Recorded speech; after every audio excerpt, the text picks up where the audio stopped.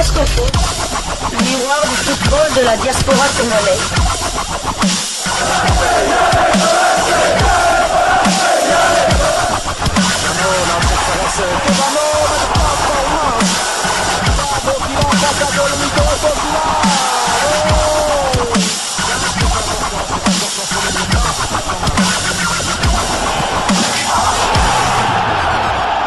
Diascofoot, le miroir du football de la diaspora.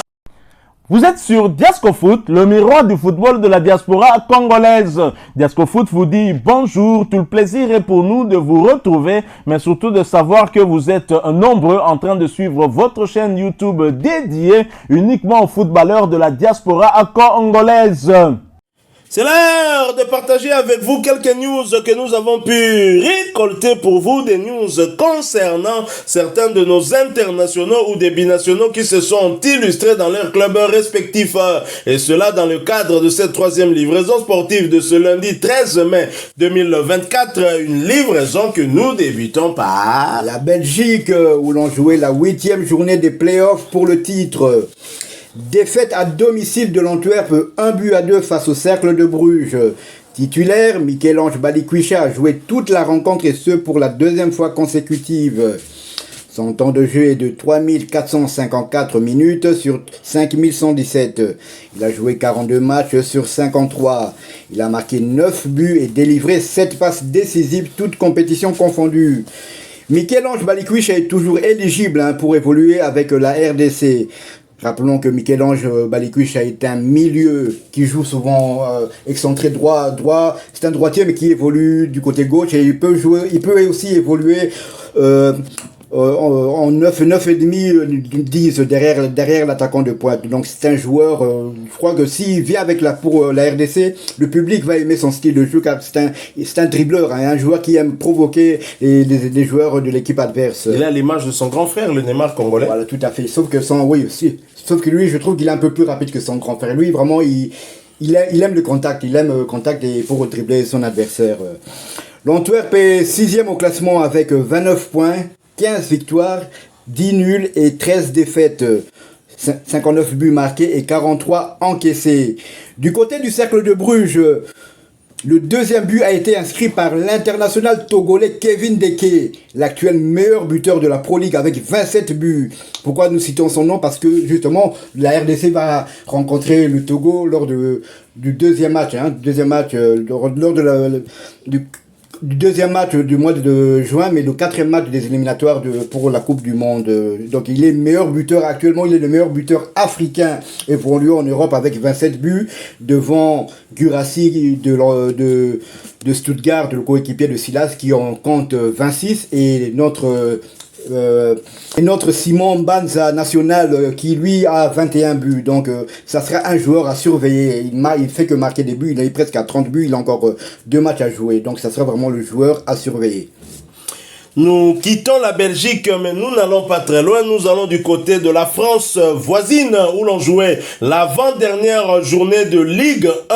Bonne nouvelle pour l'international congolais Samuel Moutoussamy et ses coéquipiers.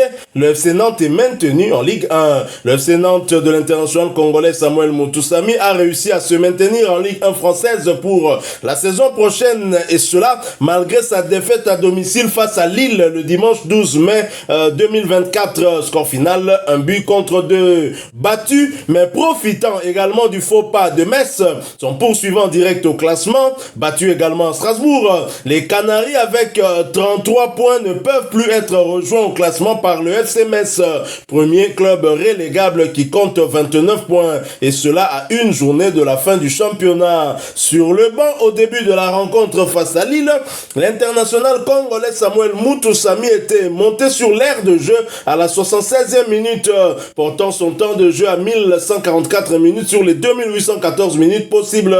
Il aura participé à 25 des 29 matchs avec son club, avec à la clé un but inscrit. Et après ce revers, le FC Nantes occupe la 14e place de Ligue 1 avec 33 points, 9 victoires, 6 nuls et 18 défaites, 30 buts inscrits contre 51 encaissés. Et prochain rendez-vous pour les Canaries, ce sera pour le compte de la 34e et dernière journée de Ligue 1 et un déplacement dans la principale principauté pour y affronter l'AS Monaco. Ce match est prévu pour le dimanche 19 mai 2024 sous les coups de 20h heure de Kinshasa, 21h heure de Goma. Restons toujours en première ligue et toujours pour le compte de cette avant-dernière journée. De nouveau titulaire, Dimitri Berthaud n'a pas pu éviter le revers de son équipe à la maison face à l'AS Monaco. L'AS Monaco a validé sa qualification pour la Ligue des champions européenne la saison prochaine après sa victoire à l'extérieur 0 but contre 2 sur le terrain de Montbéliard de notre léopard Dimitri Berthaud.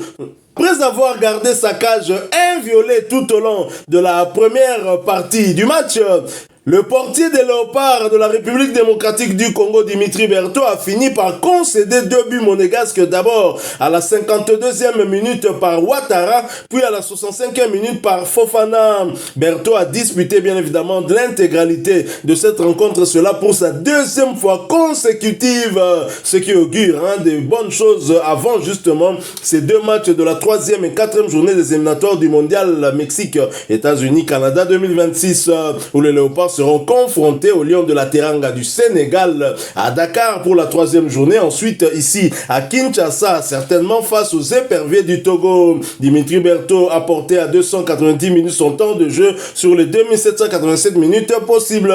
Il a participé à 3 des 29 matchs avec son club. Et après ce reverse, en conséquence, Montpellier occupe la 12e place au classement de Ligue 1 française avec 40 points après 33 matchs disputés, 10 victoires, 11 nuls et 12 défaites. 41 buts inscrits contre 46 encaissés. Et prochain rendez-vous pour les Montpelliérains, ce sera pour le compte de la 34e et dernière journée et un déplacement sur le terrain du Racing Club de Lens le dimanche 19 mai 2024 sous le coup de 20h heure de Kinshasa, 21h heure de Saké à l'est de la République démocratique du Congo. Toujours en Ligue 1 et toujours pour le compte de cette avant-dernière journée, l'Olympique de Marseille et Chancel Mbemba l'emporte, mais pas encore suffisant pour s'assurer d'être européen la saison prochaine. L'Olympique de Marseille avec Chancel Mbemba ont battu le FC Lorient de Gédéon Kaloulou et Makengo le dimanche 12 mai dernier au stade Orange Vélodrome sur le score de 3 buts à 1. Malgré cette victoire face aux Lorientais, les Marseillais ne sont pas encore assurés de jouer une compétition européenne interclub la saison prochaine, en l'occurrence l'UEFA Conference League réservée au club classé 6e au classement de la Ligue 1 française à la fin du championnat. Titulaire, le demi-dieu congolais Chancel Mbemba disputait l'intégralité de ce match. Il s'agissait de sa 3e titularisation consécutive, portant à 3437 minutes son temps de jeu sur les 4297 minutes possibles. Chancel Mbemba a participé à 38 des 44 matchs avec son club, avec à la clé 6 buts inscrits et 2 passes décisives délivrées. Sur le banc à l'entame de ce match, Gédéon Kaloulou y est malheureusement resté, voyant son temps de jeu stagner à 1007 minutes sur les 3199 minutes possibles. L'international congolais n'aura participé qu'à 18 des 29 matchs avec son club. Quant à Victor Makengo, il n'était même pas sur la feuille du match, voyant son temps de jeu stagner à 627 minutes sur les 3678 minutes possibles. Il n'a participé qu'à 12 des 34 matchs avec son club. Et pour rappel, Victor Makengo reste bien évidemment éligible pour jouer avec les Léopards de la RDC. Après son succès, Marseille occupe la 8e place de Ligue 1 avec 47 points, 12 victoires, 11 nuls et 9 défaites, 58 inscrits contre 39 encaissés. Actuellement 8e au classement avec 47 points après 32 matchs joués, le club phocéen va disputer à distance la 6e place au classement de la Ligue 1 avec le Racing Club de Lens, actuel 6e avec 50 points, mais en 33 matchs, et l'Olympique lyonnais également 50 points avec 33 matchs aussi. L'Olympique de Marseille joue son match en retard le mercredi 15 mai en déplacement contre le Stade de Reims avant d'être reçu par le Havre AC le dimanche 19 mai pour le compte de la 34e et dernière journée du championnat de Ligue 1.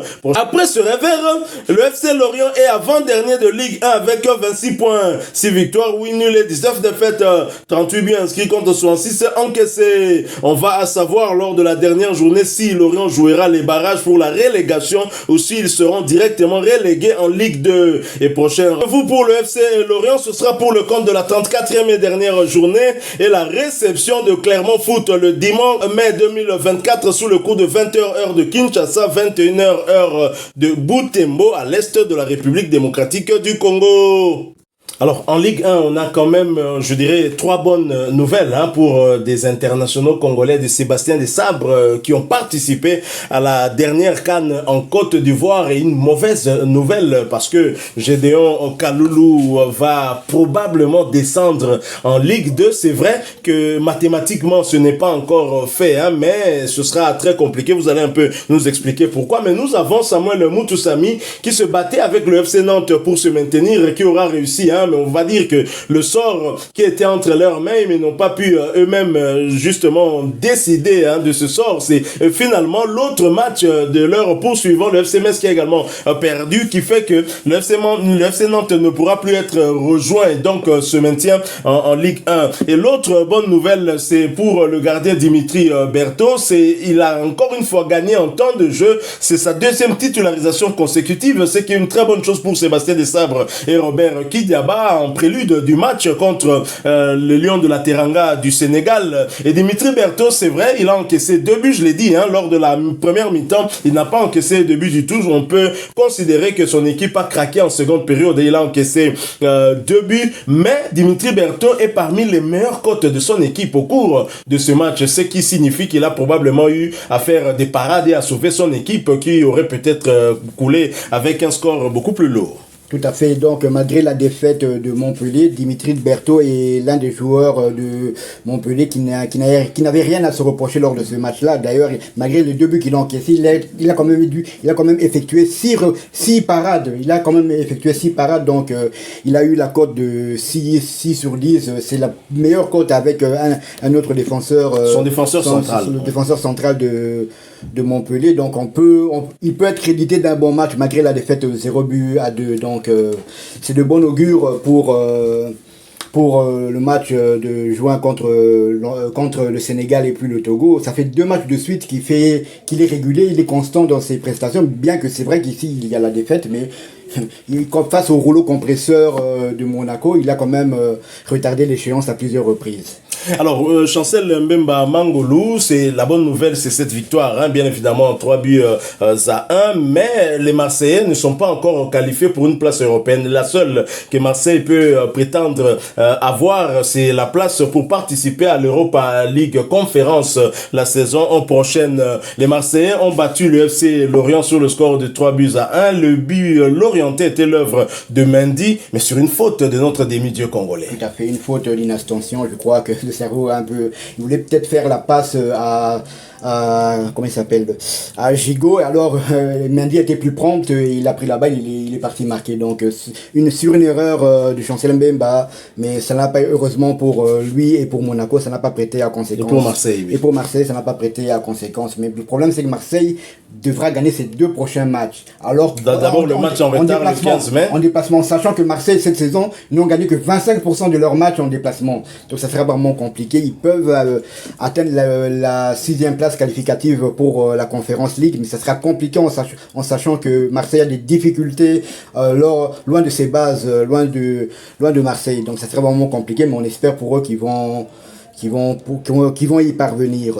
C'est un défi, c'est vrai, mais ils ont quand même Oba. Il y a Aubameyang qui a fait son retour dans la tanière des Gabonais, du côté des Panthères du Gabon, avec son coéquipier Gaylor Kanga, l'international gabonais, mais congolais.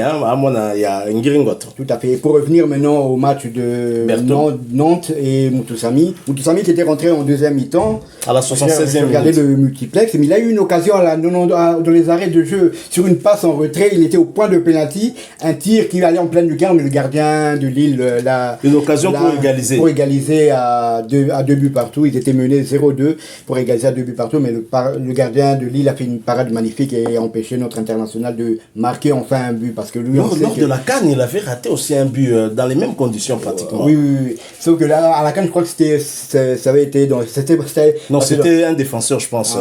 entre...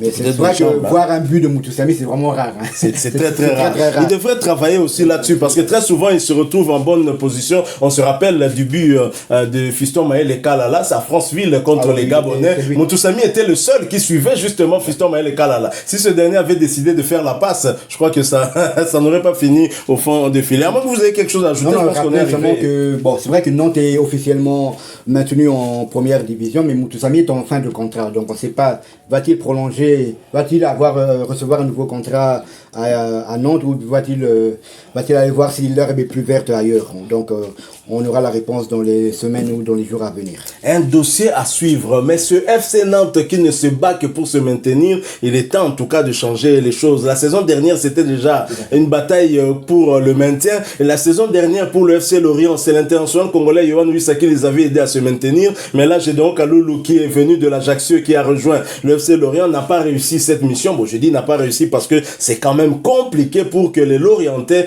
puissent se maintenir. Il leur faudra gagner au moins 6 buts. Ils devront marquer en tout cas le plus de buts possible parce que là, ils ont 3 points de moins que Metz. Eux, ils vont recevoir Clermont qui est déjà mathématiquement en Ligue 2. Donc, ils devront marquer beaucoup de buts, espérer un miracle pour jouer les barrages pour le maintien en Ligue 1. Voilà qui met fin à cette 3e livraison sportive de ce lundi 13 mai 2024. Si vous l'avez aimé, laissez-nous un maximum de j'aime. Merci de partager avec nous votre point de vue. Abonnez-vous sur cette chaîne si vous êtes nouveau. N'oubliez pas d'activer la petite cloche de notification, histoire de ne plus rien manquer des prochains sujets que nous allons vous proposer encore une fois. Merci à vous, avec espoir de vous retrouver bientôt dans un autre sujet d'actualité. En attendant, portez-vous bien. Desco Foot vous dit...